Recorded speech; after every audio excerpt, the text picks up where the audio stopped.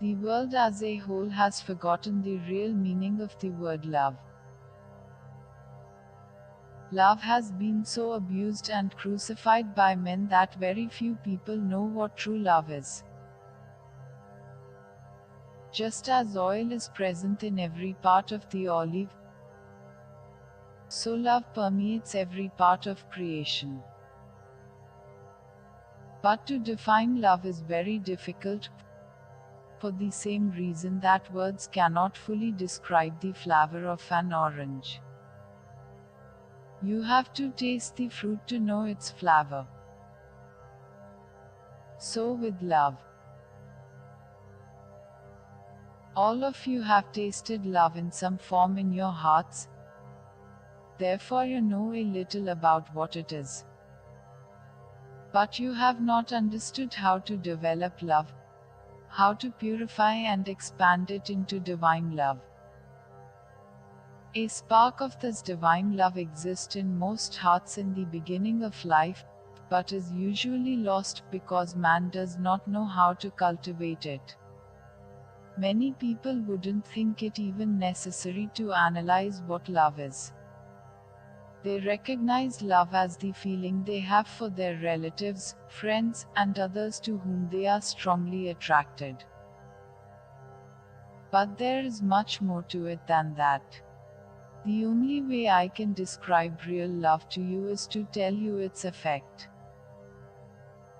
If you could feel even a particle of divine love, so great would be your joy, so overpowering you could not contain it. Think deeply about what I am telling you. The satisfaction of love is not in the feeling itself, but in the joy that feeling brings. Love gives joy. We love love because it gives us such intoxicating happiness. So love is not the ultimate is bliss. God is ever existing, ever conscious, ever new bliss. We, as soul, are individualized, ever existing, ever conscious, ever new bliss. From joy we have come, in joy we live and have our being, and in that sacred joy we will one day melt again. All the divine emotions, love, compassion, courage, self-sacrifice, humility, would be meaningless without joy. Joy means exhilaration, an expression of the ultimate bliss. Men's experience of joy originates in the brain, in the subtle center of God consciousness that the yogis call Sahasrara or thousand-petal lotus. Yet the actual feeling of joy is experienced not in the head but in the heart. From the seat of God consciousness in the brain, joy descends into the heart center and manifests there.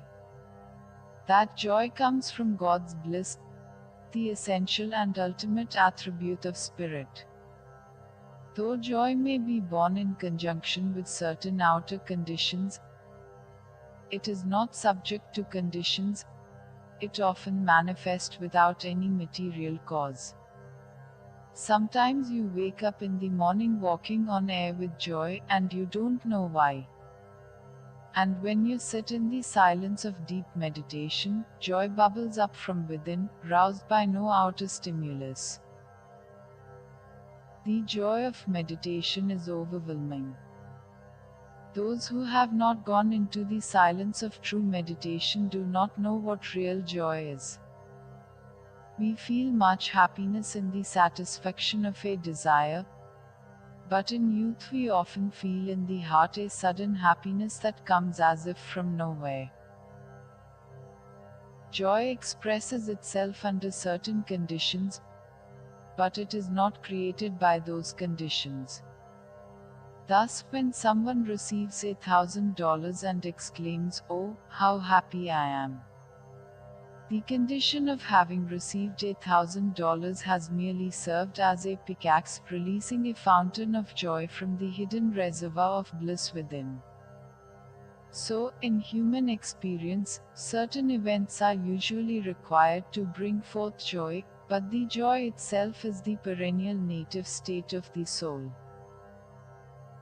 Love also is native to the soul, but love is secondary to joy. There could be no love without joy. Can you think of love without joy? No. Joy attends love.